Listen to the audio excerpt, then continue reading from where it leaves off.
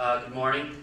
Thank you, Juanita, for that very nice introduction. And it's a great pleasure to be here and to be able to talk with you about these issues. As Juanita mentioned, I'm the Dean of the Business School at the George Washington University. And being a dean has sort of a funny transition to it. When you're a professor, you kind of develop a lot of expertise and you get to know a topic very deeply and you desperately want people to care about what you say, and not many people care. And then when you become a dean, you have no time for research. You really know nothing about what you're a so-called expert in, and people actually want to listen to you. So it's just a terrible circumstance. So I come to you today a little bit humbler than I normally would some years ago, but I still try to keep up with what it is that has been my passion for over a quarter of a century, which is really understanding the economic reforms in China. But I understand this group also has recently talked extensively about China, and so what I've done is try to take a step back and think on a more abstract level about another area of passion for me, which is about bridging gaps. Now note that I say bridging gaps, not bridging cultural gaps, and that's hopefully going to be a topic of the conversation, because I would like to push this group and the conversation a little bit beyond the issue of culture. My PhD is in the field of sociology, and so I sort of sit in between the fields of anthropology, which is obsessed with culture, and economics, which thinks culture doesn't matter at all.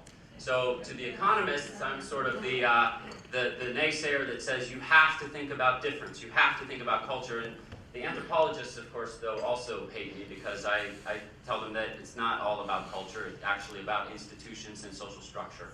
So what I'm going to talk about today is how we think about that difference in a very broad framework and bridging those gaps that are cultural gaps, but they are also institutional gaps. So let me just run through a couple of things to think about here to set the tone. This idea of globalization we often think is being traced to the 1980s and when the US, maybe even to the 1960s if you think about the companies that started outsourcing in that era. But global business goes back as far as the Silk Road and the Dutch East India trading companies. This idea of the flow of capital across cultures and the flow of capital across different systems is not new. We didn't invent it. We have inherited a centuries-long, even millennia-long tradition of the flow of capital across borders. People have been dealing with this question of difference for a very, very long time. Now, it is the case that the United States has really dealt with this in a very different and more extensive way over the course of the last half century. You have to really think about some of the innovative companies in this space. Nike, of course, is one of them that in many ways isn't just a shoe company. This is a company that actually changed the business model for thinking about outsourcing across the world. They were really the first big innovator in thinking about a completely new business model about if you use cheap labor but don't invest corporate capital on the ground, you will make a field day in ways that you will then be able to leverage that money for a different style of advertising. So there's a lot of innovation that goes in here. There's also a lot of bad things that happen with that process that we know about very well. GE, of course, is also one of the major innovators that occurred that really built a new kind of business model in the 1980s about the flow of capital across borders and acquisitions. And then, of course, we know all too well that over the course of the last 3 decades, we've seen the emergence of a giant economic superpower that has completely changed our understanding of what America's role in the global economy is and what the quote-unquote emerging markets or emerging economies are really about. Now, I would just like to note one thing here that comes up all the time when I give talks about China is that a lot of people think that things don't work because of the difficulties that are cultural gaps. As the story that Juanita mentioned, those stories are very real. Any of us who have been dealing with these kinds of deals and negotiations have heard them, have helped people through them. But I would also note that the ways in which our two countries are in conflict right now has very little to do with cultural difference, or much less to do than we typically think. It has a lot to do with economic fear. We are terrified of China right now because China is actually doing something that is turning classical economic theory on its head. And actually, it's very interesting to note that in this current era of deadlock in Washington around questions of markets versus government, China, like several other of the East Asian NICs, Singapore and Taiwan, to some extent South Korea, has adopted a much more aggressive state-market partnership. And this is a very important thing to understand, because this is what's going on in these nations, and it makes understanding these systems much more complex than just understanding cultural nuances. So I'm going to talk a little bit about that in a minute. Now, I'm not going to get too academic on you today, but I will talk about a couple of things just to kind of give you a sense of how people talk about these different topics. There's a big debate within the literature, the management literature, and also the sociological and economic literature about whether or not innovation has cultural origins. Everybody wants to know what it is that makes America so innovative. Why is it that we have companies like Apple and Google and other countries don't? Similarly, we saw a lot of innovation coming out of Japan in those era, in the 80s.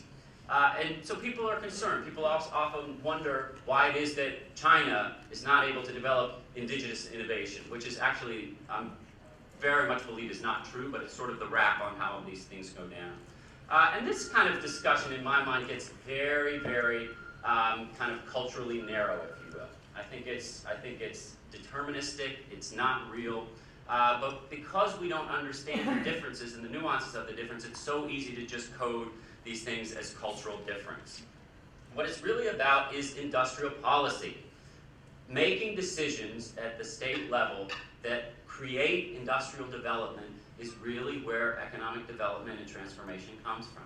When we think about these kind of questions in the United States, we often forget that in the 50s, we had one of the best engines of industrial policy that actually drove forward innovation in this country. And so it's important to think about this. So the question is not, is it all about culture, or is it all about institutions? The question is really about how we structure an economy that really responds to the global economic system. Now, let's think for a second about the global context.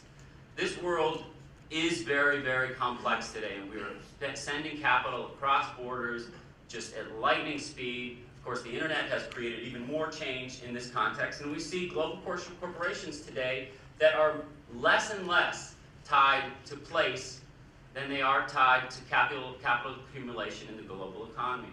This is a very interesting and exciting dynamic if you want to study these things from an academic standpoint, but it is a terrifying dynamic if you want to be on top of the lightning speed of change that actually goes on in the global economy and capitalize from it. Now, understanding some of these issues, the points that Juanita was raising, the biggest name in this field is an individual named Gert Hofstede. He is one of the most widely cited business school professors in the world, and he basically talks about these ideas about how countries can be thought of in 5 different modes. There is how they relate to issues of power, how they relate to issues of individualism, how they relate to issues of masculinity, uncertainty avoidance, and long-term outlook.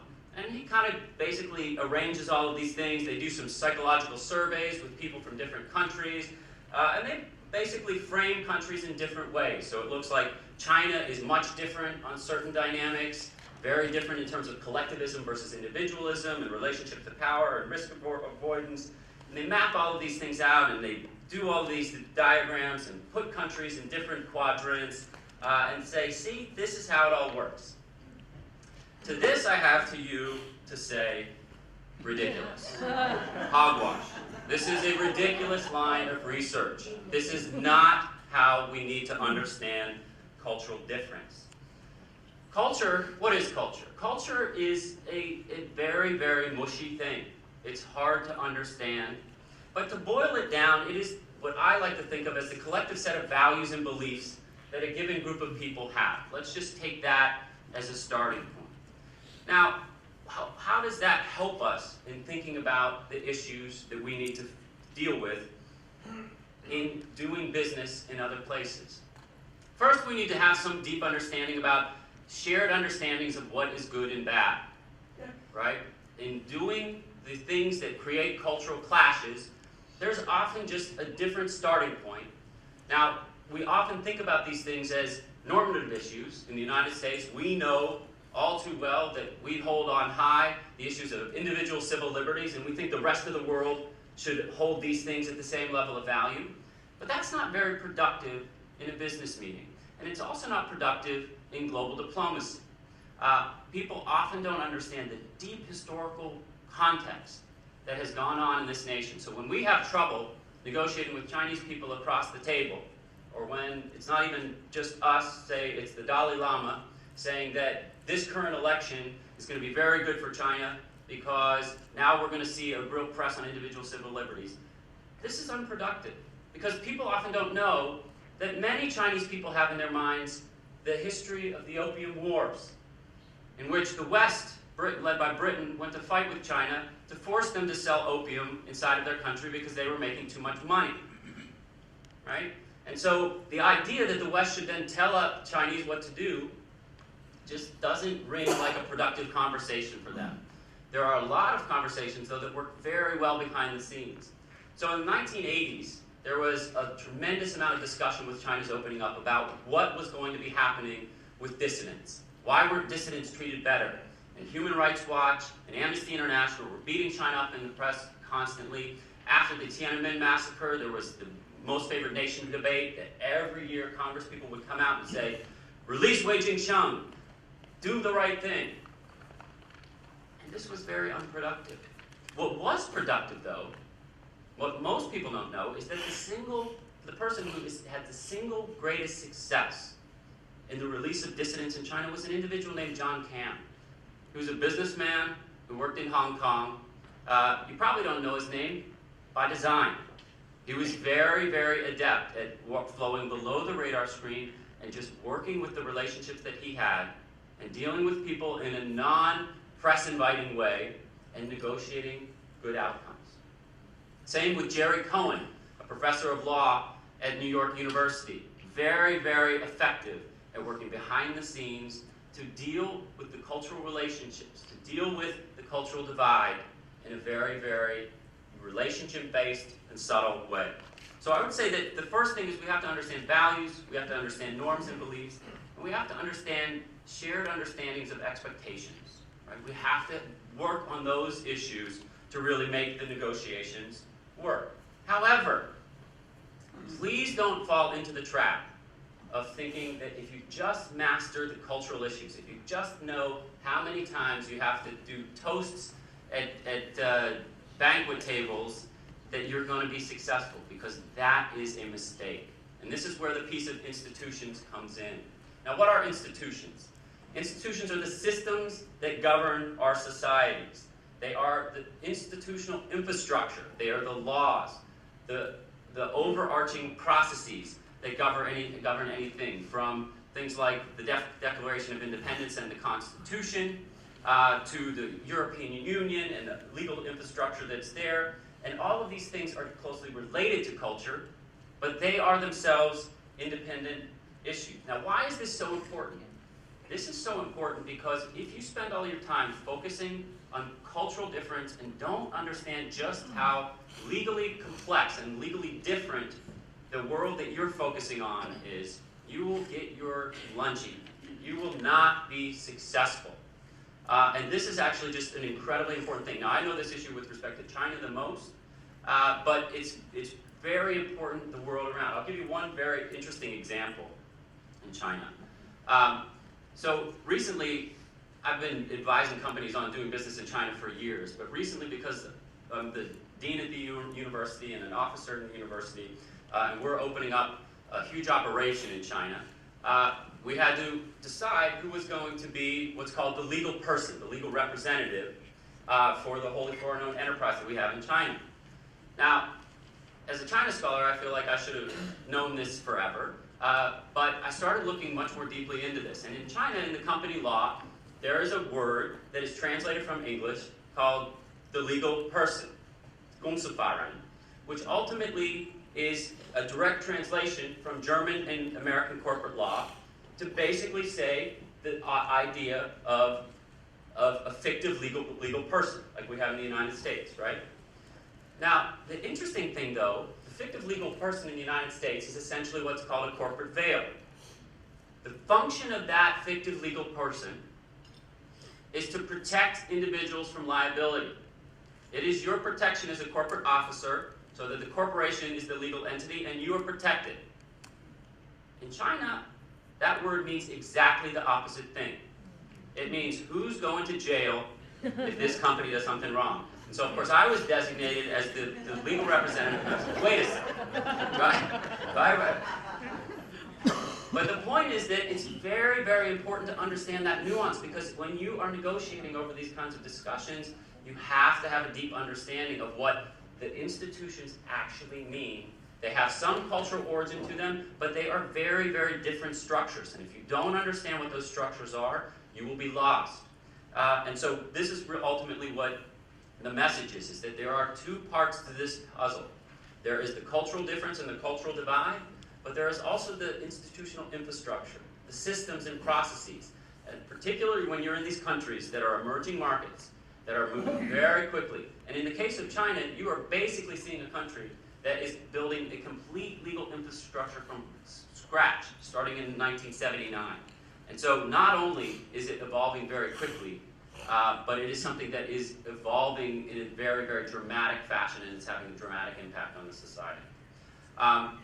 So what I just want to talk about very quickly is some of these issues in the context of East Asia, but then I just want to kind of run through a summary of what I like to call my 10 commandments for thinking about cultural difference are. So the first thing, just with respect to East Asia, we think a lot about these relationship questions. People typically everybody has stories like Juanita told, and the relationship issues are very, very important. But I would argue that actually relationships are important in business all over the world. So there's a little bit of a sense that Asia is somehow so different. You have to focus on the Guanxi question. You got to get Guanxi right. And the reality is that in business, you have to get relationships right. Relationships matter everywhere. If you think they matter in China and not here, take a look at how powerful the corporate lobby is here in getting things done in this country. Right? This is actually one of the most interesting things, that we think that China is so different because it's just been revealed that Wen Jiabao's family has billions of dollars of assets spread, or that Bo Xilai's family is worth 60 million. How many political families do we know in this country are connected to and have influenced and been influenced by and made money from the corporate lobby access? Right? Washington is the place where that revolving door works. Right? I wouldn't say there's nothing wrong with that, but I would just say that's the reality of how business works. Okay, so relationships matter everywhere. Now, they do have some kind of, in China, for example, which is the place I know best, there are some interesting peculiarities to them. There are different types of cultural cues that you have to get a handle on, and these are important things. There are also deep historical differences. China often thought of itself as the Middle Kingdom. This is the history that has grown up for millennia in China. Japan, of course, has a history of being just, if you read these characters, the place where the sun rises. It's not even a place that's essential. It was always a tributary nation in that system, and that had very deep consequences. And then, as I mentioned, there are very deep consequences of things like the Opium Wars, or the Western encroachment and the desire to actually divide up China and colonize China the way India was colonized. And these things had deep consequences for the rise of the communist movement, and even for China's disposition today in the global marketplace as a negotiator at the table. But I would also argue that these divides can be bridged. All we have to do is reach out and understand the difference, understand the nuances, and work hard at it. It is imperative that we work hard at it, because these guys are sitting on $3 trillion of foreign exchange reserves. We often mistakenly think that we are at the end of a cycle of globalization and we need to rebuild our economy. We're not at the end of a cycle of globalization. We are at the midpoint. What that means is we've benefited from shipping all of that cash out and getting cheap goods back. But now they have all our cash. We need that money to be back here reinvested, and just so we're clear on this, we are the worst at attracting back capital from Asia.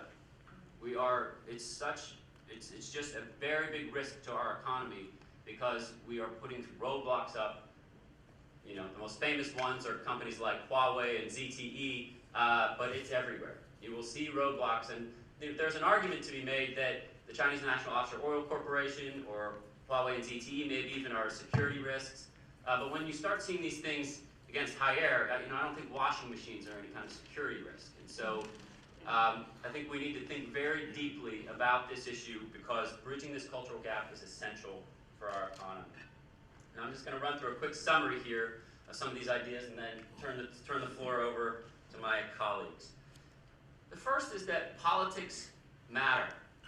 Okay, so it's very important not just to understand guanxi and social relationships, but it's important to understand institutional infrastructure and political systems. But these are changing very dramatically, and in particular in the place of China, what matters about these is the ways in which the country is adapting and changing in terms of the rule of law infrastructure. As I mentioned, and I hope is clear from this discussion, culture and institutions is the way to think about this stuff. It's very important to know the social cues, but it is also crucial to actually be able to understand the structure of the system and its legal bases. As a result, I think it's really important to not forget that you invest your money in relationship managers who can help you bridge cultural gaps, but you also need good lawyers. You need people who are adept at navigating the system, or you're going to lose. I also talk a lot about, and this is primarily for China, but I think it's an issue that applies to a lot of countries. We often think about China, as Beijing. There is no China. China is even more decentralized structurally than the United States is. And the United States is sort of the ultimate experiment in federalism, right? And so if you think about this issue, it's absolutely crucial to understand, not just from a geopolitical space, but also from a doing business space. That if you think you're going to crack China by spending time in Beijing and Shanghai and having a Beijing and Shanghai strategy, you're not going to make it. First of all of the wealth creation is being generated in the second-tier cities. But second of all, China is so decentralized in terms of how policy plays out that it ultimately creates a dynamic in which each provincial level and each municipal level has its own set of policies and its own set of interpretations of the national policies, and its own set of entrepreneurial leaders. And so it's very important to understand localism. I would argue that's exactly true for China, but it's probably true for just about any other large country where you're doing business. Entrepreneurial local governments is sort of an outgrowth of that, and I think it's often one of the most interesting things to capitalize on, that understanding cultural difference is also about understanding opportunities where you can make a difference. And getting partners who really want to do business with you is a very, very exciting opportunity there. To use a China example again, when the West was opening up, Chongqing was positioning itself to be the leader of the opening. It's the reason that Chongqing broke off from Sichuan province and became the largest provincial level city in China. But Chongqing was corrupt. It was a terrible place to do business. But Chengdu had a very entrepreneurial government that was willing to, it was not a corrupt place, and it was willing to do a lot of business, and it's the reason Intel, when it picked up stakes and left Shanghai, moved to Chengdu, even though Chengdu was not big enough to handle the capacity of what Intel needed, but they knew that working with that government would work. And so I think that's an essential thing. Thinking about local competition is another outgrowth of that. I would argue I've done a lot of work in the digital space, because one of the things that is interesting to me is that everybody's making the same mistake with respect to digital that we made with respect to cultural assumptions in the 1980s. We have a bunch of reports on digital, particularly with respect to China, that are on the Dean's Landing site, if you're interested in those things. But it's very interesting to understand that digital is not a cultural, it doesn't eliminate cultural difference. And here again, China is a great example. So many companies have made the mistake, Google among them, that that the internet is the ultimate leveler. If you just enter with all of the same types of platforms we have here, you'll be able to navigate. Not true. It's not actually how it works. It's very, very culturally different in different places. Innovation is an important thing, but think also about innovation broadly. It's not just about how you what things you can make, but how you make things, which is a big part of the global economy and a critical part of this type of infrastructure.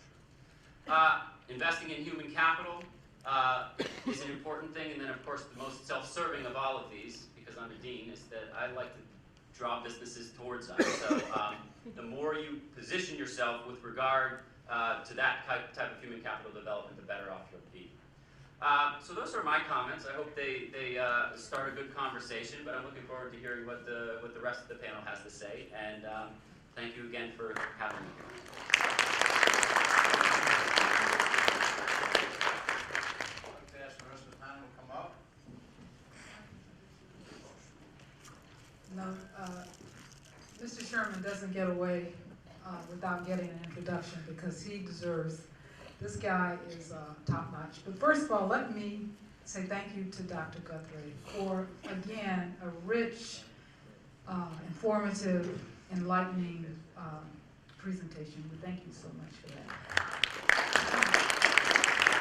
I hope you guys were all taking notes. I was busy taking notes. 10 Commandments. Now, I met, I'd like to take a minute just to highlight a few highlights about Andrew Sherman. There's a lot to say about this gentleman as well. I had the good pleasure of meeting Andrew in Beijing about, I think it was 2009. So, and we were both at a conference, speaking at a conference, and this high-powered gentleman, I think he might have just joined Jones Day. He's a partner at Jones Day International, and he's also a professor. He teaches in business school, the MBA program, at the University of Maryland, and also at Georgetown University. This individual has written 26 books on business management. I don't know when he sleeps, because I've tested this. I can email him at 7 a.m., I get a response. I can email him at 2 a.m., I get a response. So this guy works around the clock, and he just does exceptional work for businesses and for our community. Please join me in welcoming our moderator for this distinguished panel of 6 global leaders, Andrew Sherman.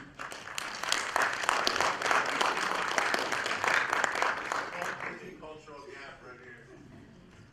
I kept it a short hug because Juanita's husband is here. I think we should just go back to the slides that Dr. Guthrie had and pause on slide number 3, don't you think? I mean, wouldn't you all agree that point number 3 in the summary was the most important? No? Nobody's laughing? Okay. Get better with the jokes. That was your best right there. Let me walk you through some logistics. Thank you again, Juanita, for all of your work in pulling this together and for the very kind introduction. Unfortunately, it's all true in terms of not sleeping and having some sickness around writing books and teaching and all the other things that I try and do. We're going to have about an hour together before closing remarks.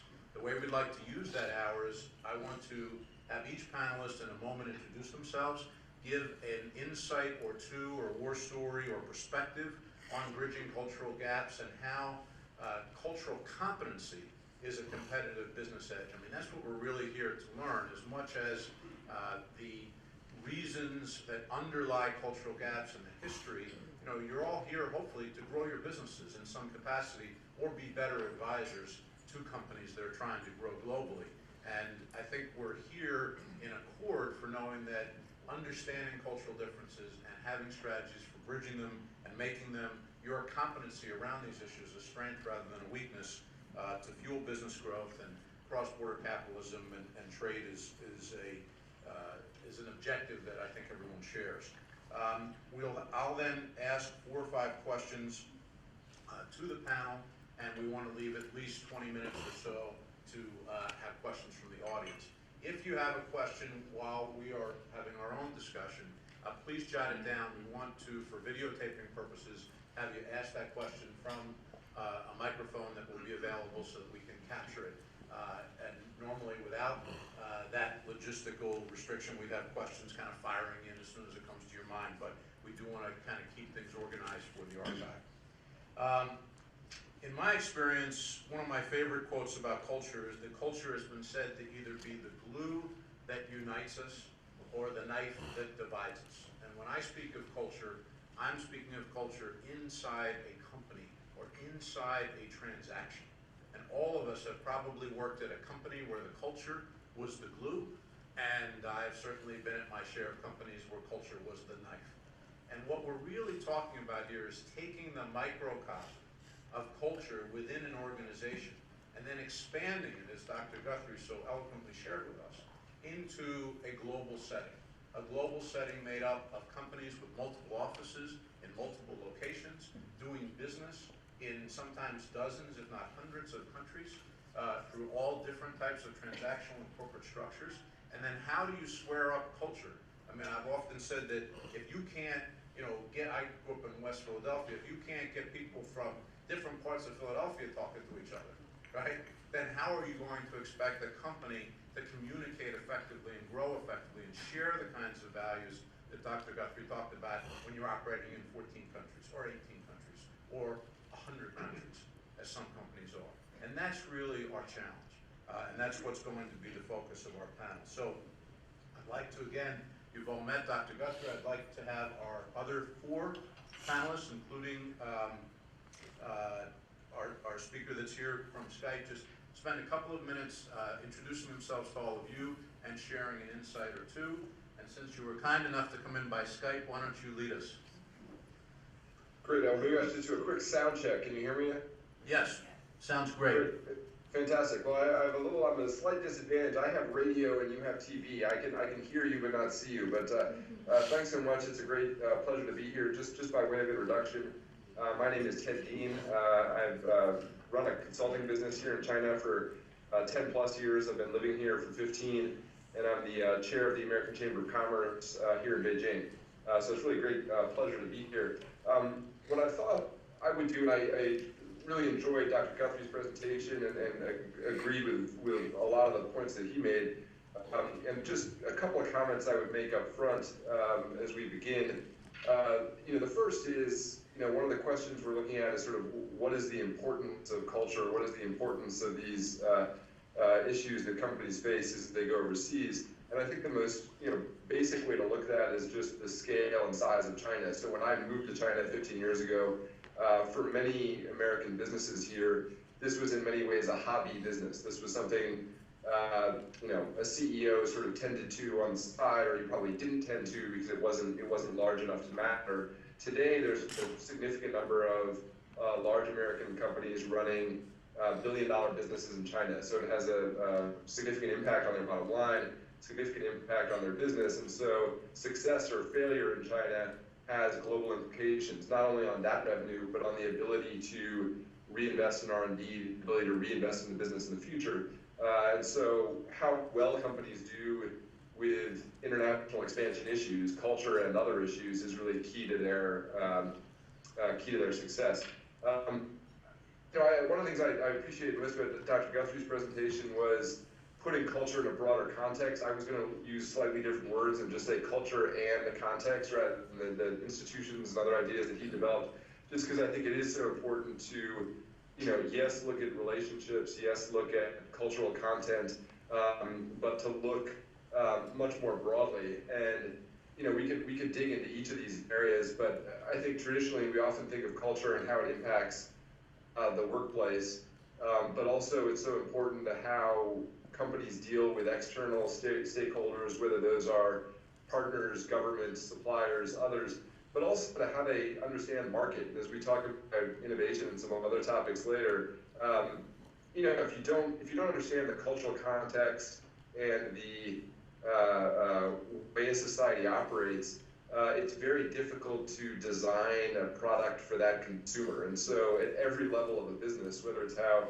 people work together internally or how you design a product for a business, for a market, that level of understanding of whether you define it as culture, whether you define it as what's driven by history, whether you define it as institutions or whatever, each of these questions have a business implication. So maybe I'll stop there since you can't cut me off easily on Skype, but happy to develop these ideas more as we go. Thank you for that self-discipline. I appreciate that. Great job. Roger, you want to start us off? Sure. Is this on? Yeah? Yes. Okay. Well, I'm glad to be here today. I'm Roger Lawrence. I'm the Corporate Vice President of Quality Assurance at McCormick & Company. I'm also responsible for regulatory affairs and environmental affairs. McCormick & Company is a 123-year-old company. We're a global leader in the manufacturing, marketing, and distribution of spices, herbs, seasonings, and flavorings. And in this country, you know us probably more by our retail products, but we're also quite large in terms of industrial products. So we sell into the food industry and also restaurants and institutions. So behind the restaurants in hospitals and hotels and fast food restaurants and regular restaurants, we have a major presence. Our sales are approximately $4 billion. We sell in 110 countries, and our international business actually goes back to 1950. In the 1950s, we formed our first joint venture in Mexico, and that was built on the basis of a relationship of two individuals, the CEO of our company and a CEO of a company in Mexico. I'll talk a little more about that later.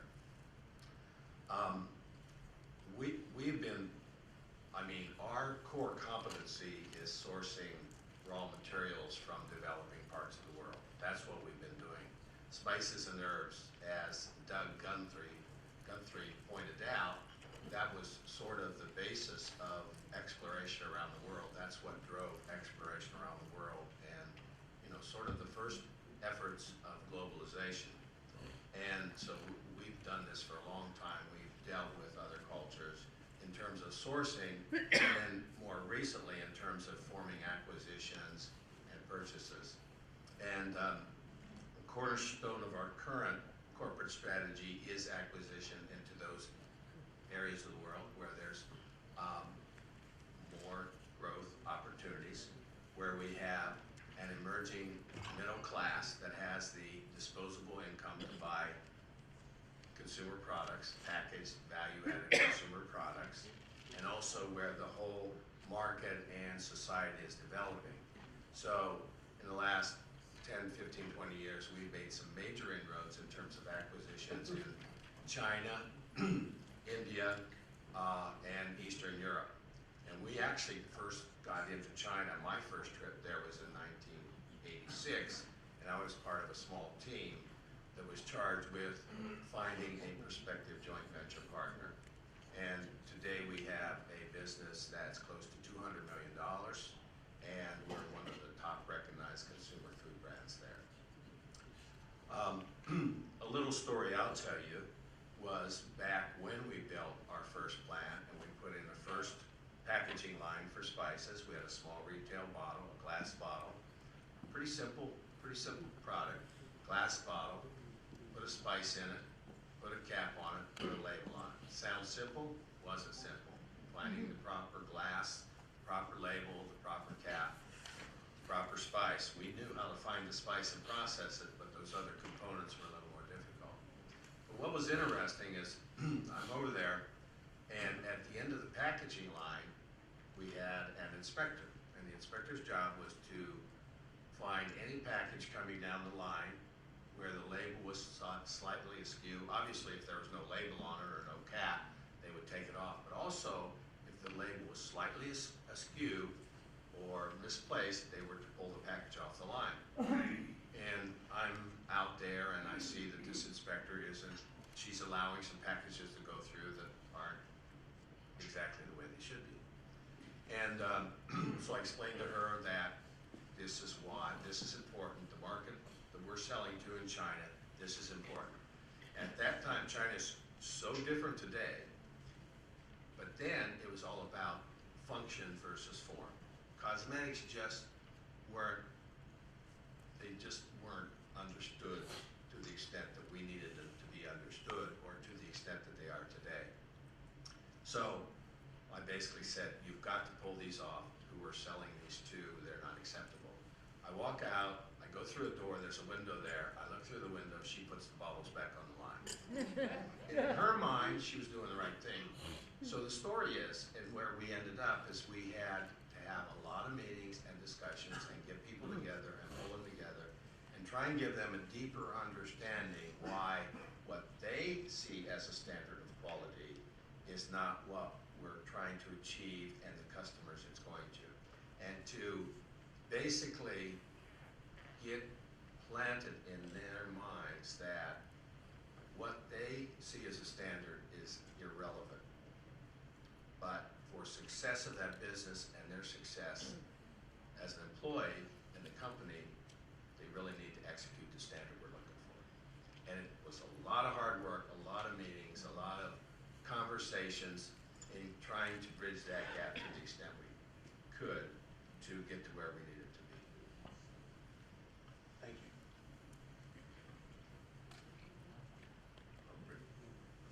Yeah.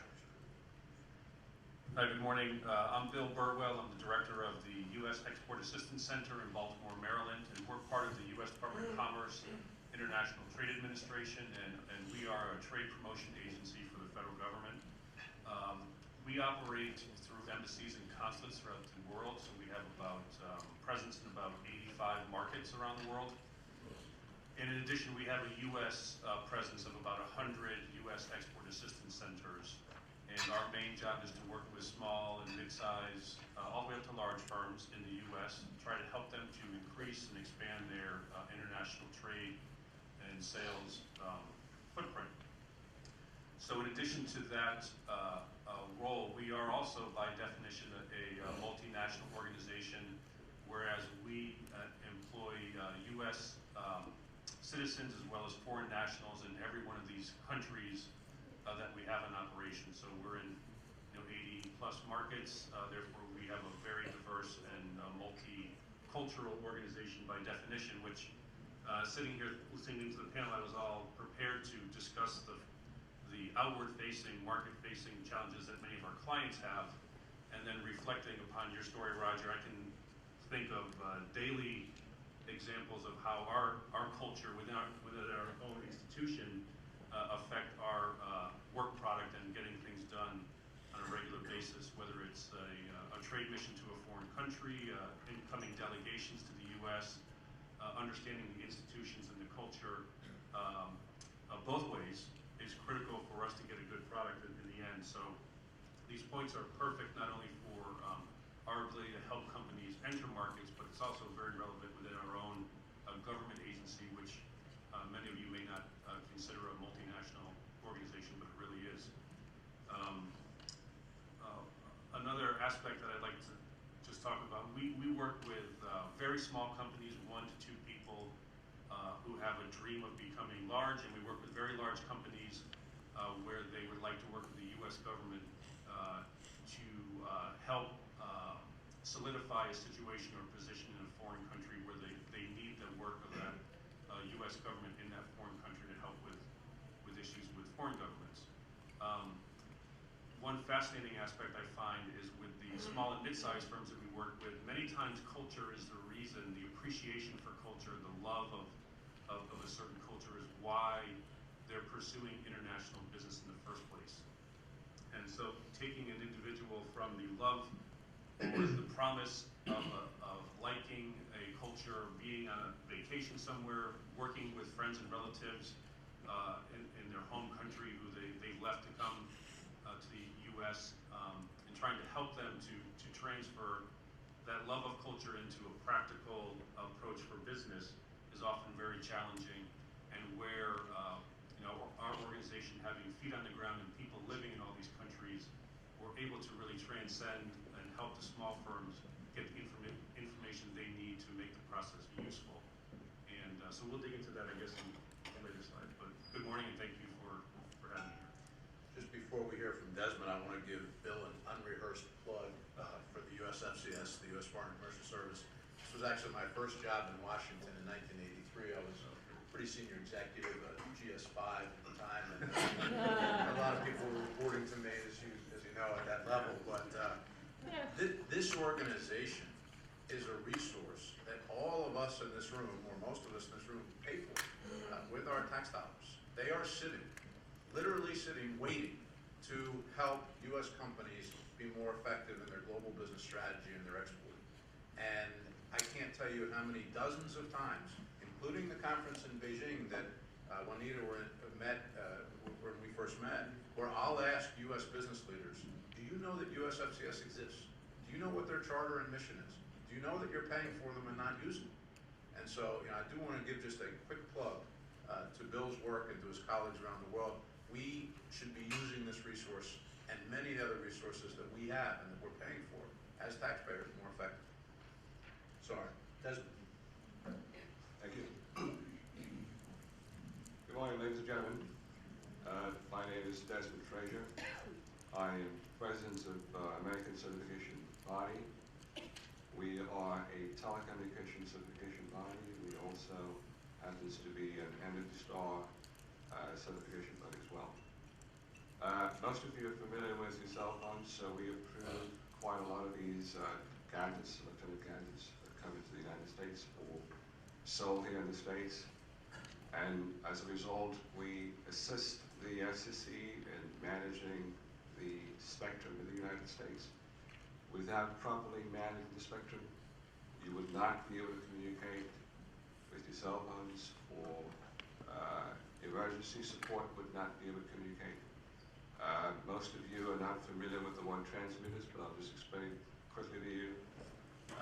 We have a lot of intentional radiators that are called transmitters that are in the ambient with electromagnetic energy, and if they're not regulated, most of us would not be even able to watch our TV. So we approve about approximately 4,000 of these products a year. And as a result, we have offices here in the States, but we also have offices in China, in Taiwan, in the Netherlands, and in England. In Asia, we have engineers who are trained who are familiar with the rules and regulations of the Federal Communications Commission.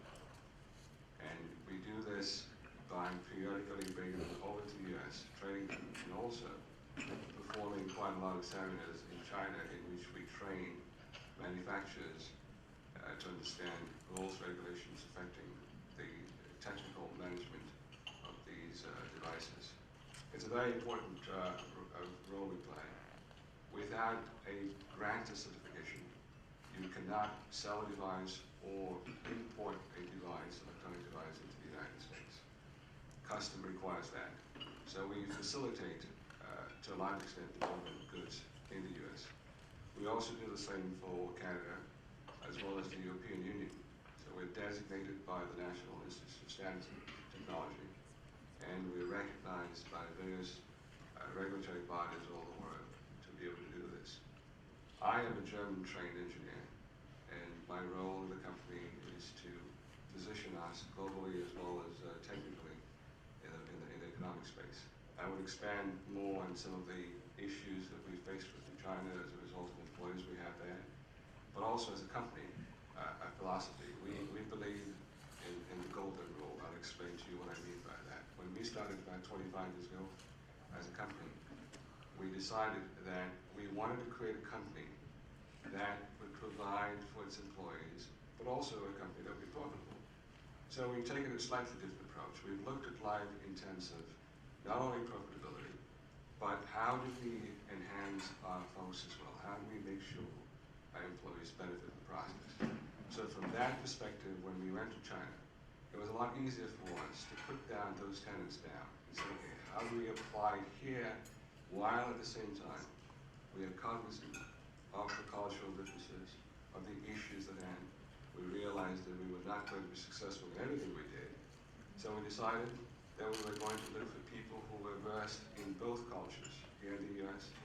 and also in China. So we used those folks as the bridge in employing employees in China, and used them also to be able to explain and expand on our philosophy of a company that provides for its employees. Now, obviously, I mean, the goal of the company is to make money and to be profitable. We get that, we're able to do that. But I would assure you that as a result of the philosophy, we have very, very low attrition rate in China, especially And also here in the US, we have employees who have been with us for 20, 25 years because of that philosophy. So I will expand on that later as we delve more into the questions. Thank you. Thank you very much. So just to reiterate again, our format, we've got about 40, 45 minutes before the closing comments. We'll make sure we still have Ted. Ted still here? Okay, we're getting Ted back. I've got 4 or 5 questions that I've prepared for the panel. These are not directed at any one panelist. I'm hoping all of you will weigh in with some thoughts to these questions, and then we'll open it up to questions from the floor for about 20 minutes. So the first thing I want to stay with is kind of the theme of the overall conference this morning.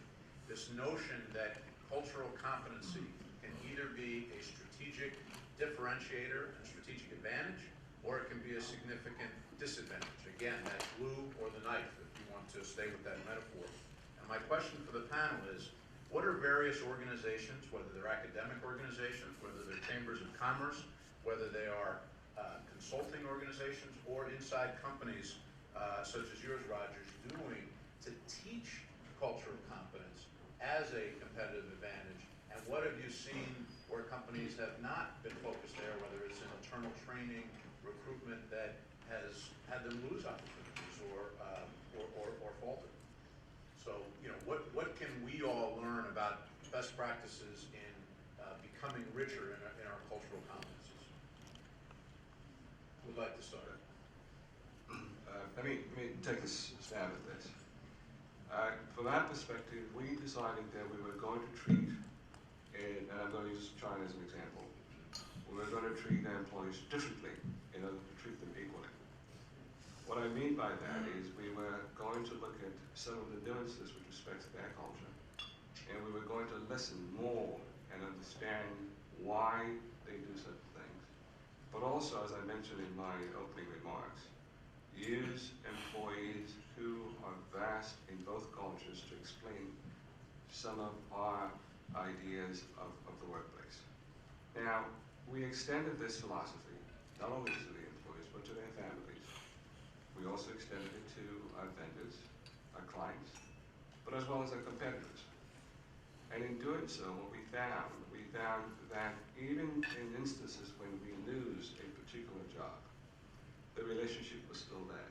We were still friendly. People were not upset with us. But at the end of the day, as Dr. Guthrie mentioned, a business is about relationship, whether it's here, whether it's in China, whether it's in Europe, or anywhere else. The most important thing is, as you sell your wares and you make sure people are aware of what you do, it boils down to A, relationship, B, the issue of cost and performance. But just because you've got the relationship built doesn't necessarily mean that you're going to win the job or you're going to get the sale, because it boils down to the issue of cost and performance. But without those relationships, cost and performance is completely out of control, because you don't even have the chance to have the opportunity for someone to do that. So what we found that if we approach life in a very, should I say, ideal way of being honest, of being empathetic, if we choose male managers who are empathetic in their dealings with their fellow employees, if we have multicultural folks in a company, which we do, by bringing people together, expanding on the issue of culture, discussing culture, figuring out why we do things differently, why they do things differently, understanding their perspective, we've been able to find that people open up and productivity increases, and there's a bond that we share as a result of doing so. Now, we made mistakes, sure. We've made some mistakes. We've employed people that we thought were going to do the job, and we've had issues in which disaster almost took place and we had to go fix. But because we had good employees who, Chinese employees, I should say, understand both aspects of the culture, we were able to recover in some of those dealings. Let me let my other colleagues jump into it. Roger, any thoughts? Sure. McCormick has a very unambiguous and well-defined culture with respect to quality, with respect to our products, with respect to our relationship with our suppliers and our customers, The culture is defined by respect for the individual, inclusiveness, collaboration, recognition, and drawing all people, all employees in the company into engagement in terms of improvement, in terms of running the business. And that respect is extremely consistent. And it really suits us very well. I mean, internally, for instance, in addition to how that reflects processes and how we go about our work, it really reflects our relationships, all of our relationships. So I'll give you one example. I go to an operating unit and there's a new plant manager or there's a new president. One of the first things that person would do and I would do would be to get to know each other on a personal basis. In McCormick, the personal relationships are very important in forming personal relationships because that facilitates a business relationship. So one of the first things I would do, when you're traveling internationally and you're going to a lot of places, time is of the essence, but what we don't do is rush in and rush out without having a dinner with a new important individual and not necessarily talking business over dinner, getting to know each other, getting to form some kind of a personal relationship which will facilitate. That's the way we do business. And I think there's a general recognition in the company that this works everywhere. Doug said it. It really does work everywhere. And it's a respect, whether it's a respect for an individual or respect for their culture. And if we have people that aren't able to go to another country and respect a different culture and have some kind of appreciation to learn that culture and appreciate it for what it is, they probably shouldn't be traveling international, and they wouldn't be. So that suits us very well. And I don't know of any examples where that hasn't worked, but I know we've been very successful. And again, as Doug sort of pointed out, it doesn't matter where you are. That's successful here in this country, it's successful anywhere around the world. The other thing I might say is also when we go into a country, when we go in and we want to form some kind of a business relationship cross-border, our ability to culturally have a fit is very important, but it really starts with a business fit first. If the business fit isn't there, it's not going to work, okay? So obviously we have to purchase a company that makes sense, that we wouldn't purchase a spice or seasoning company that doesn't have a brand that's well recognized, that has a culture that's so opposite of ours, a culture where they don't understand the importance of safe product, high quality product, to the extent they can in that market. So it all starts with that. Without that, no matter how adroit we would be at bridging the culture, it's not going to work. Ted, any thoughts? Sure, no, thank you. Well, the first thing I'd say is just it's pretty obvious the previous two speakers are running successful international businesses, just the way they talk about these issues and the way they manage their people. So commend both of them. I mean, I would I guess break this down in a couple pieces. I mean, you asked initially about training. I mean, I think a lot of what you have to do to make this work in a company, starts really with recruiting, hiring, and bringing the right people in the door to begin with, who, have this aptitude to work across cultures in a multicultural office.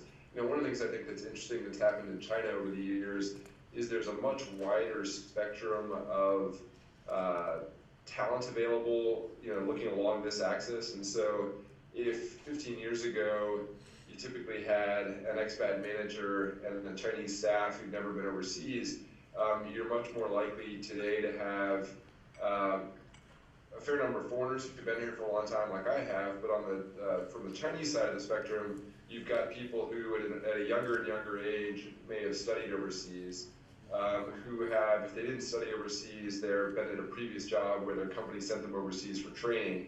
or they've simply been working in an American business or a foreign company context and culture before. So there's a much wider spectrum of talent along that, and so the people who can bridge the divides are more distributed, and the divides that they're bridging are narrower. And so in sort of the language of today's event. So I think that's a really key element, is sort of looking at who you're bringing in and their ability to if they're in a role where this matters, their ability to do that. The other thing, I think the previous speakers both alluded to this, I think, one of the key elements of this is, motivating people by, in an international context, is motivating people by clearly showing a pathway up in a company. And so many companies, as they go overseas, fail on this measure. So their highest performing, highest achieving person gets to a certain point in that overseas office, and there's just nothing for them to do in that company, and they then go to a local competitor, or they go somewhere else where they can continue to move up. And I think, companies that are smart about how they manage that question, how do you continue to provide opportunities for somebody who's moved into management already, and would be, is exactly the person you want to keep in the company to grow the business. How do you continue to create opportunities for them, I think, is a key question also. Thank you. There's one key thing you said I just want to reinforce, this issue of recruitment.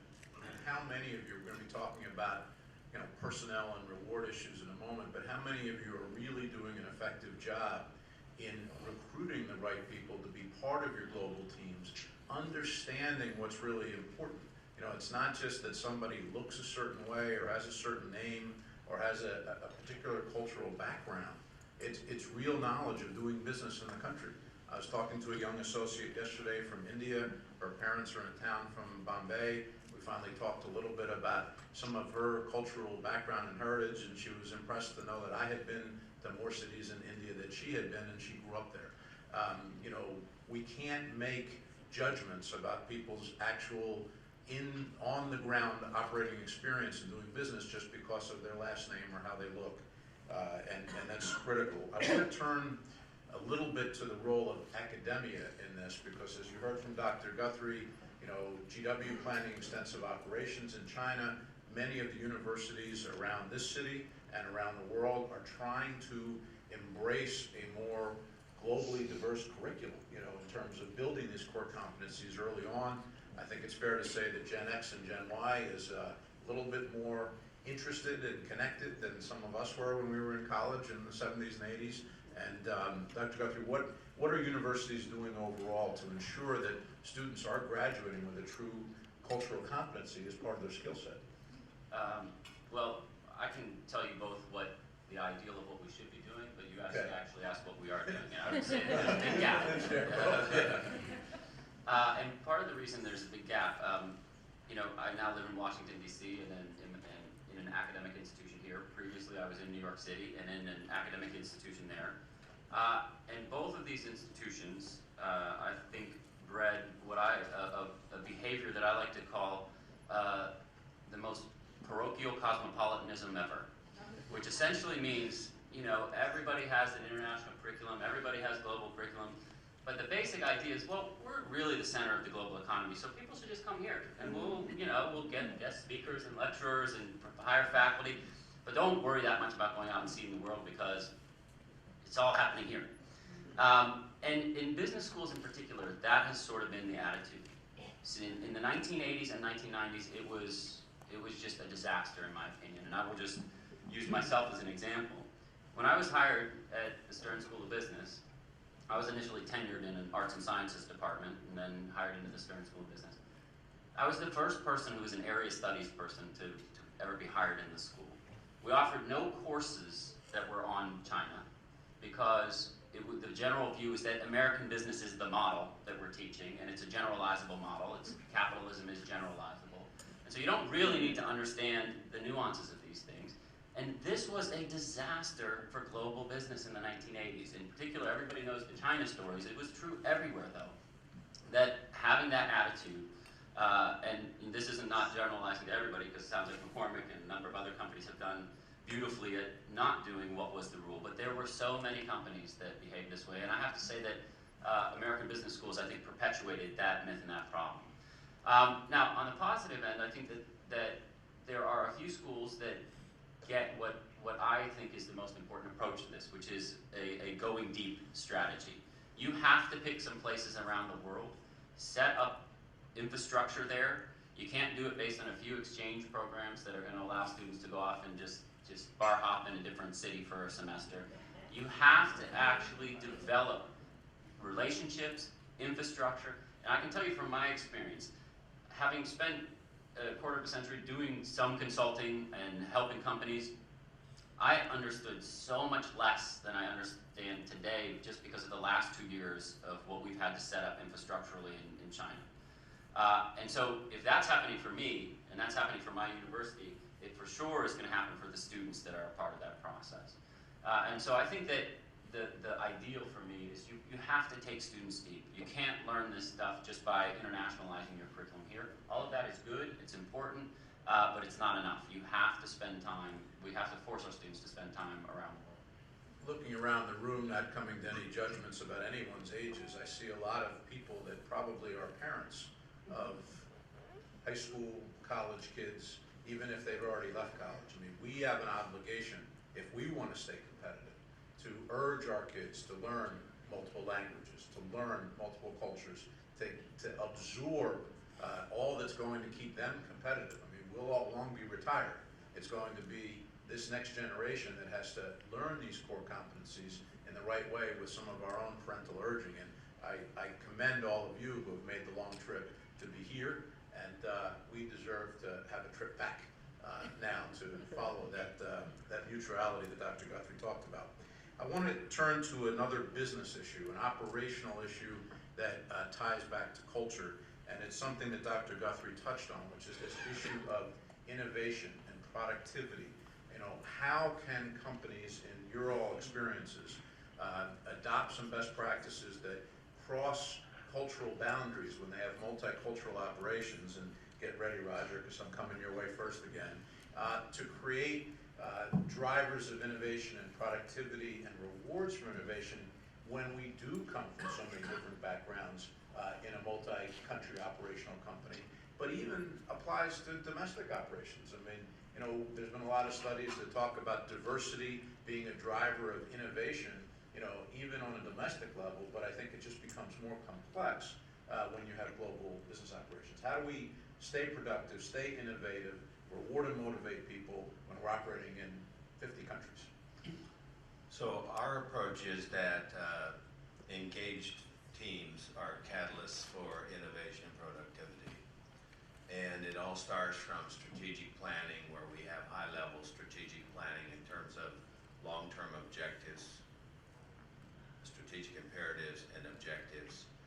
And there's obviously financial objectives, but there's also other objectives in terms of performance in the marketplace.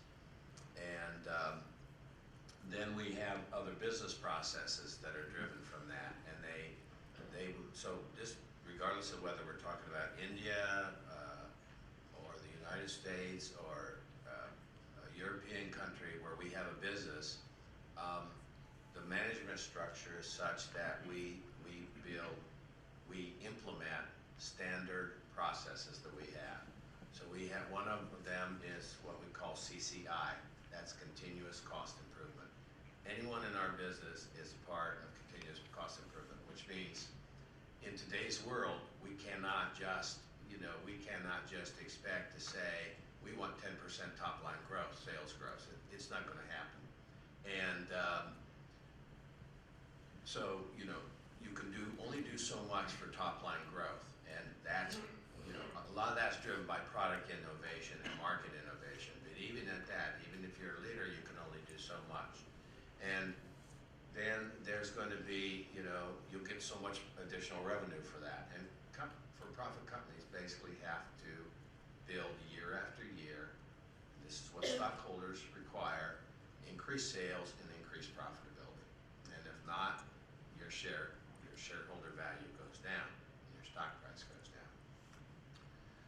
So there's going to be, you know, there's rising commodity costs, there's part of what I said earlier about, you know, we, the very last thing we'll do is freeze salaries, cut benefits. We avoid that at all costs because, again, we have a two-for-one spirit. If we expect people to be engaged, as I said earlier, you know, we have to do everything to maintain that respect for the individual.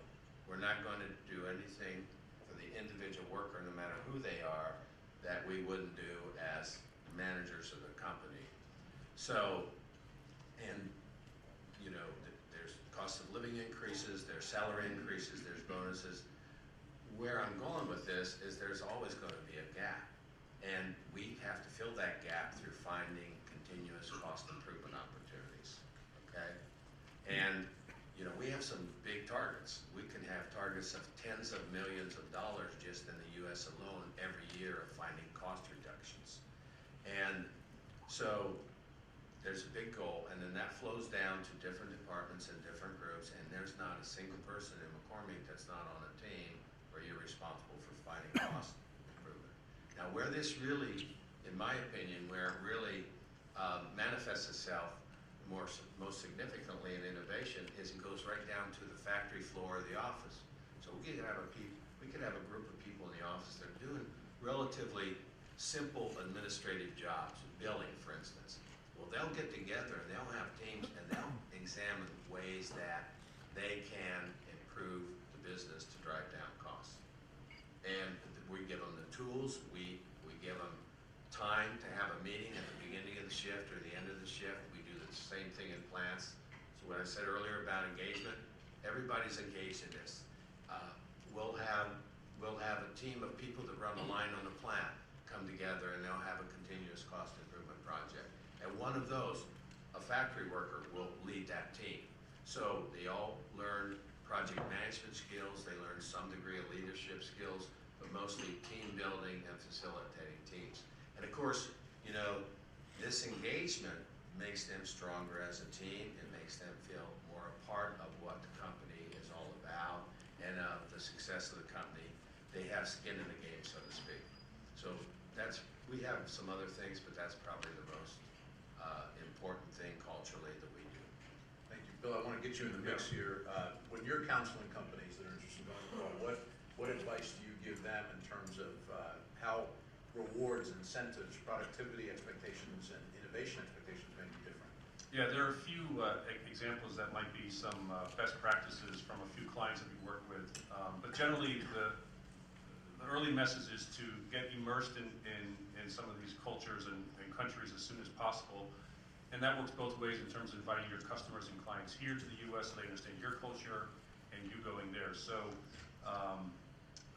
immersion is one key thing in building the relationships. And I can give you a few examples from some small clients that we've worked with lately that I thought were just great and had real dramatic business results. So, you know, a little company on the eastern shore of Maryland, I would have never thought that they were as experienced as they would appear from the outset, but they're a very private small company.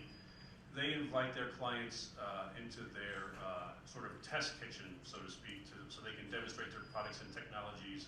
And they are very active at doing that. So they'll be hosting a tremendous number of delegations from their overseas clients here to the Eastern Shore. And they immerse them in the Eastern Shore culture, understand where the company executives grew up, where they came from. At the same time, they're learning more and more about their clients. And they said once they invest that time and money with a partner like that, their win rate is about 95% for the business. So they invest that money before they've won the business. They're trying to get them here, understand the company, understand each other. And so really great story. And I've heard since from other folks that they employ that same sort of model, different scenarios, different equipment. I was touring a metal fabrication, big steel plant out in Western Maryland, you know, walking around the plant and you can barely see anything except on the wall in the far end they had the flag of every person who worked in that company, their national flag on the wall above the lockers. And they were celebrating at every moment. They celebrate their national, multinational culture of every employee, right down to the people welding on the shop floor. And it was really remarkable to see that sort of reinforcement on a very practical daily level. And they said that does wonders for the morale. I was co-leading a training in Delhi a few years ago, and we were talking about the reward and compensation system that just put in place, and my co-speaker was from Birmingham, and he must have made 5 references to, you know, and if you work really hard, you're going to get a bigger Christmas bonus. And at the break, I pulled him aside. I said, "You do realize that no one in this room celebrates Christmas?" Does anybody want to get in a Diwali reference, something, right? I mean, something that maybe the audience can actually relate to. Yeah, we experienced that quite a bit in our internal organization. As Cam, I see Cam Shaw in the back of the room, my colleague. You know, we get emails every week. You know, there's a national holiday somewhere, and it's not ours in the U.S. So, you know, everyone in our organization is on holiday every week. It's a sort of an insider joke, but we have to be quite respectful of that and realize the work process, the flow, and send the happy emails too about those holidays. I want to pose one more question to the panel, and I want to open it up to all of you as promised. And get ready, Ted, because I'm going to come to you first on this. Many of us will enter into other countries, not with direct operations or organic operations on the ground, but through transactions, various structures, whether they're, as was already mentioned by Roger, M&A transactions, where he has actually shared with us some of the M&A criteria that the firm puts in place, joint ventures, strategic alliance, teaming, subcontracting, master franchising. I mean, there's a host of arrangements that may lead your entry into a marketplace. And I'm curious to hear from the panel, how can cultural differences influence not only the negotiations, and be thinking about the story that Juanita shared in the concept of technology licensing, but how can these cultural competencies help make these transactions more successful, not just in their negotiation and their structuring, but on a post-implementation basis. So, Ted, thoughts?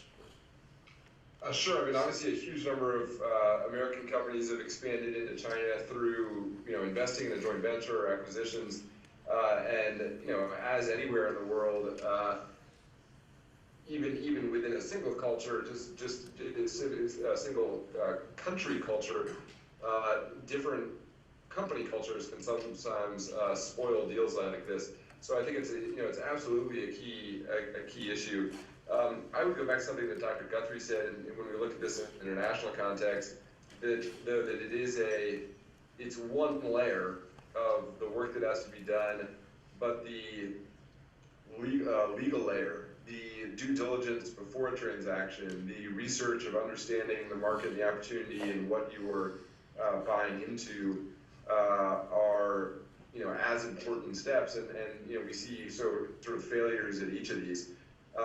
But in any marriage, in any joint venture, in any, I think bridging the divides is absolutely a key part. But I think ultimately what it comes back to is some of the, how do you ultimately get to a place, if you're looking at just the cultural issues, and like I said, I think a lot of other things are on the plate. But if you look at just the cultural issues, it's how do you get to the place that some of our other speakers who are in very high performing organizations obviously are in. How do you get people who came from different companies into your company culture and make it work?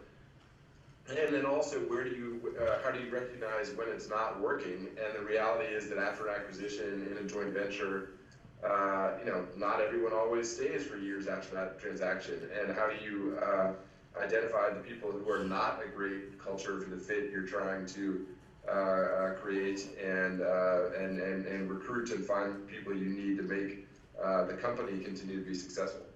I think those are great points. I mean, when everybody's drawing from the same payroll system, it's a little easier to impose a set of cultural values. When you're having to do business with companies that are linked only by contract or by a distribution agreement, it's not as easy to impose your cultural values on theirs.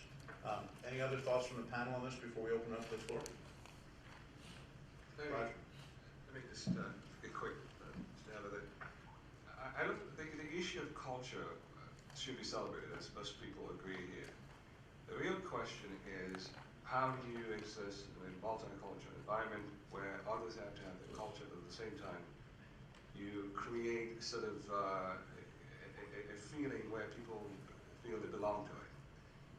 We believe in our company, what we've done and what has worked successfully for us is we've celebrated everyone's culture, but at the same time we've treated everybody differently. So we've treated people who are from a particular region slightly differently because of their cultural sensitivities, while at the same time, we've spent a lot of time bridging the gap by bringing folks together on common issues. I mean, we are fortunate enough that we have training with the Federal Communications every 6 months. So this gives us an opportunity of rotating staff. So we'll choose the European staff and American staff and Taiwanese staff and Chinese staff and pair them together. We don't bring all Chinese at the same time. We don't bring particularly all Americans at the same time. We put them in the same hotel. And we give them exercises to do. We bring topics that are very sensitive to either side and have an open discussion about it. And what we found in the process of just sitting down and talking about these things, that we are all the same. You know, we may have different nuances and different ways of saying things, but at the end of the day, the people that are very closely related, then sometimes we see from the outside. And that has helped us a lot. And in instances when we're trying to explain what we want to do and some of our staff do not get it, we find that Chinese employee or that Asian employee who has the insights of both cultures to explain what we mean. And by so doing, we get a buy-in. So the most important thing is getting employees to buy in, not dictating, not saying that thou shalt do it this way, but getting the buy-in. I think if you get a buy-in, you ultimately create a successful workforce. I just want to make one quick point because I know you want to get to the audience, but so we're clear on the terms and how we're talking about these things.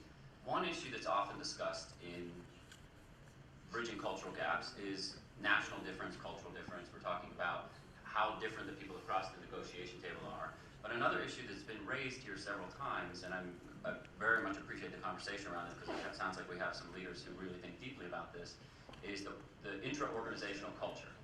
So those are both cultural issues, but they're two separate kinds of cultural issues. The second one is incredibly important in helping to deal with the first one. The big problem that a lot of companies have is that leaders have no idea what their culture actually is or how to actually structure it. Yeah. My favorite example of this was when I was doing some work for AIG in 2007. And I said, well, if I'm going to do one of these executive education things, I need to understand the culture. So I need to kind of talk to about 100 people in the organization and get deep inside it. And the CFO said, oh, no, you don't have to do that. Martin Sullivan just made a DVD and told us what the culture is. And so here it is, just watch the DVD. It was sent to everybody in the company so we know our culture. And I was just like, this is going to be a disaster. This is why we are where we are. But the important point is culture is not about writing down a couple of values and saying this is what it is. It's about how you actually live in your organization every day. It's about how you do things like ensure that everybody's culture is represented in a very physical way. It's about the incentive systems that you set up. It's about how you actually monitor things and do relationship building in the organization. It's about the everyday practices. Once you do those things right, your organization can be very effective at bridging cultural gaps because you build an inclusive system and the culture that you deal with actually becomes the organizational culture that's important, not the differences of national cultures. And so I think it's a very insightful dynamic that's being talked about here today. Yeah, I want to again drive Ted's point home about due diligence. These transactions, all of them, no matter which one you choose, have a courting phase. And that courting phase, that due diligence, that getting to know one another, can have cultural differences from either, as Dr. Guthrie just said, company to company or country to country. What I'd like to do is go ahead and open up the floor. Again, if you have questions, we have a microphone designated right there, right where it's being pointed. Please come up. We really want to get interactive. You all have been very patient listening to all of us, and we'd really like to hear from all of you now. And if you could just introduce yourself, perhaps prior to the question. My name is George Schwelling. I have a recruiting firm, Schwelling Recruiting Services, and I deal with a lot of companies that need to raise capital. And I had an occasion to help a casino find someone in China who signed a letter of commitment for about $450 million to build a casino, water park, hotel project in Tunica, Mississippi. And after they signed the letter of commitment, the whole thing fell apart because they had some difficulty in getting the money out of China. And I wanted to find out if China has restrictions on allowing large amounts of money out of China to make investments in this country. And I'd probably address this to Ted Dean. Sure, I'll give you a quick answer. Yes, and I was just at an event today where we were talking about this. It's one of the challenges that Chinese companies have as they go overseas. Is you have to do a commercial negotiation, but there will be government approvals that a Chinese company needs to actually complete a transaction. And so the story you told is not, frankly, not uncommon. Some of them are around state administration of foreign exchange and moving the currency offshore, but for certain types of companies or state-owned companies, there might be other approvals that they need to move forward with the transaction. Yeah, so one of the things that's interesting about this, as Ted said, yes, there are restrictions. The most interesting part of this problem, though, is that there is a tremendous amount of money in China, but a lot of those people who have the money don't actually know what the restrictions are, and themselves need to be educated, not necessarily by us, but internally within the system. So you see a lot of these deals where people will want to get money out. There are a tremendous number of millionaires that would be much more comfortable if their money was invested here. We've introduced some of them to the district, and there are programs like the EB5 program that allow for very kind of quick ways to get money out, but when you're talking about $450 million, you have to have a very different type of commercial transaction that makes that work. If you are a company of a certain scale, so for example, the Wanda Group comes and buys AMC Theaters, and now they're talking about investing in the Southwest waterfront here, those kinds of deals can be done a lot easier because Wanda is an international investing group. Like, they are a major company within China. They have the people that are at the approvals levels. They know how to do these things. But if you are a private individual who's made money in the real estate market or in a company that was a collective and they made a lot of money during the heady days of the 80s and 90s, they typically don't know how to get their money out. And so that's where the gentlemen, particularly in the Chamber of Commerce and other places, these kind of services and people who are knowledgeable about these can be very helpful, and it's part of the education process.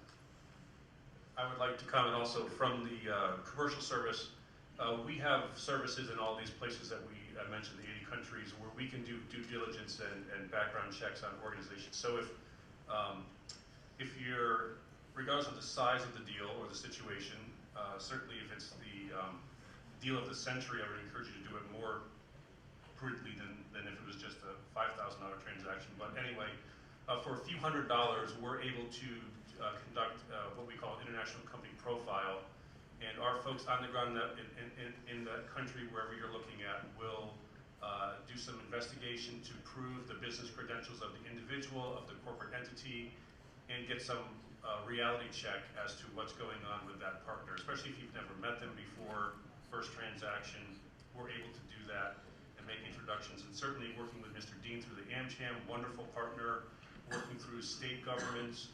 Many of the state offices in each state have international trade offices, whether it's the District of Columbia, Maryland, Virginia. Those organizations have similar capabilities. So there is room in these opportunities to do a little quick background check to make sure that the entity or the deal even sounds right. I mean, it may sound right to you, but it may not sound right to the people who track these things. And by the way, these currency restrictions and money transfer are not unique to China. I mean, there's countries all over the world where it's difficult to get paid or difficult to fund a transaction. Getting the term sheet and drinking the champagne is a little premature. You've still got to get the currency, as this gentleman's question pointed out, into your account and to be productive. I did get a slight extension of the open mic Q&A time before we have our closing remarks, so please feel free to ask us some more questions before we turn it over to closing remarks.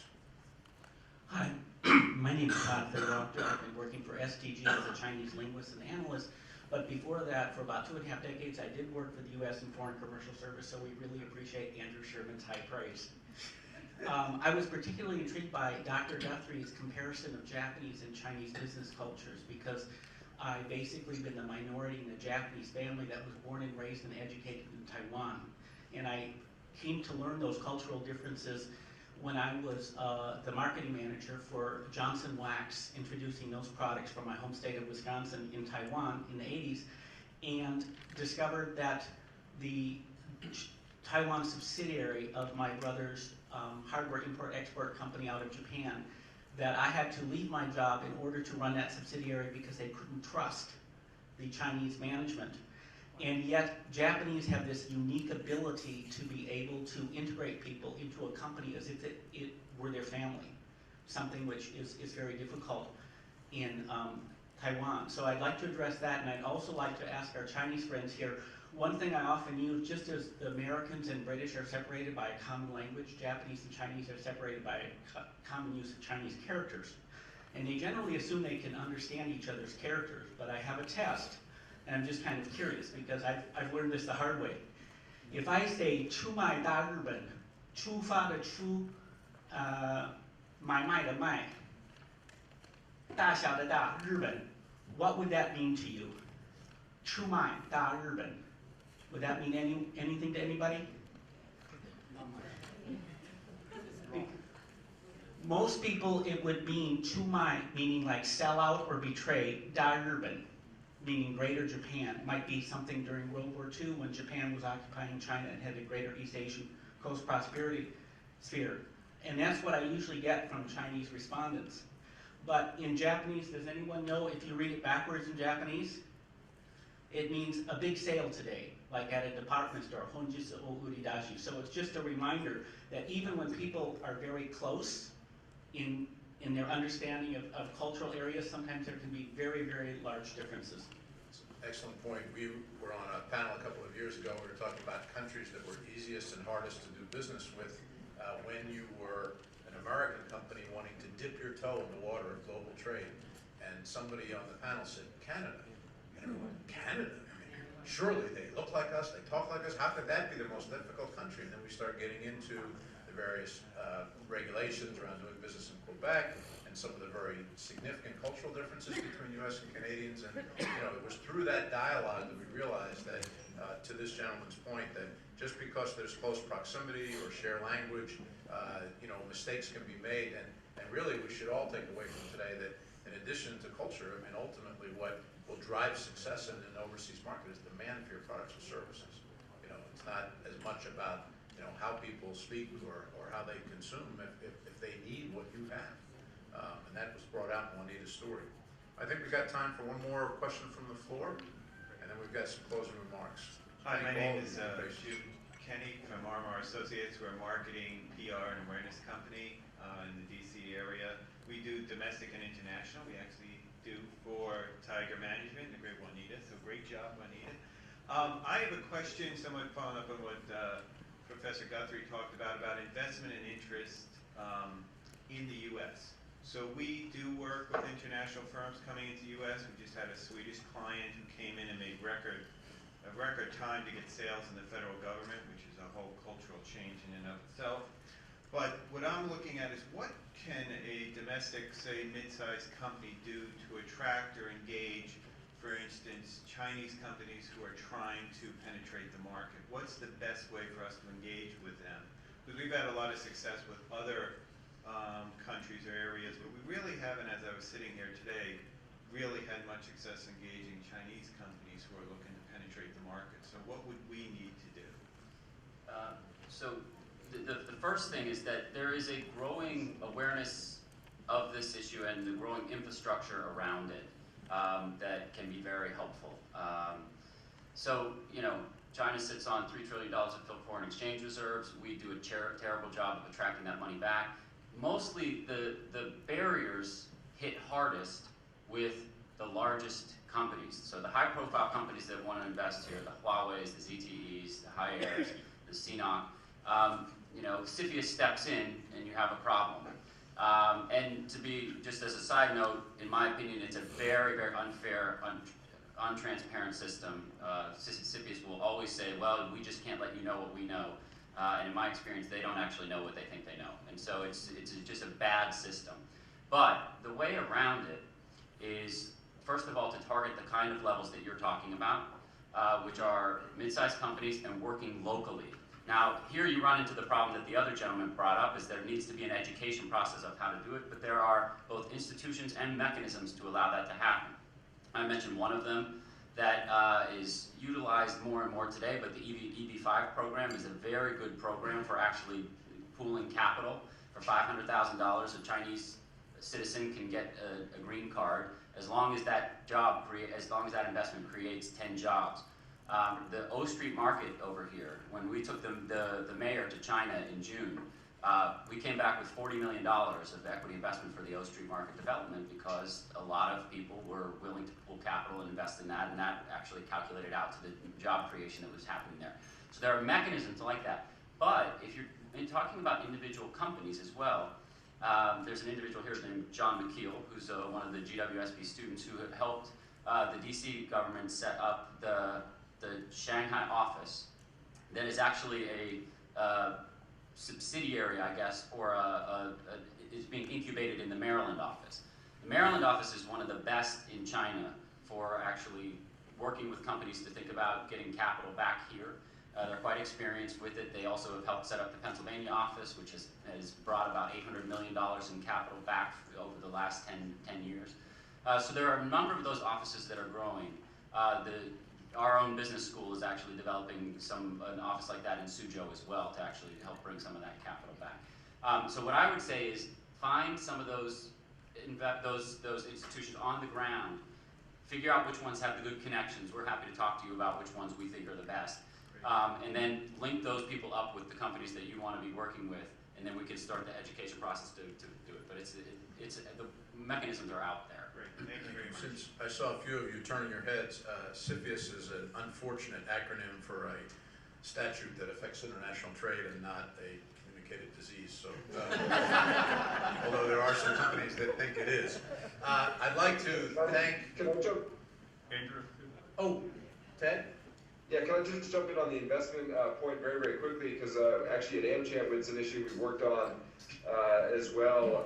I agree with Dr. Guthrie that US has done a terrible job of marketing investment opportunities. One of the reasons, though, is we traditionally just attracted a lot of FDI without doing that. The US is usually 1 or 2 with China and attracting foreign direct investment. I think there is much more of a recognition today that we're leaving opportunities on the table. The Commerce Department actually has a program that they house called Select USA, which you may want to reach out to, which is working on this. And then in particular in China, we've been working very closely with the embassy here and the other consulates, and we'll actually have an event a week from today, actually, in Beijing, where about 15 states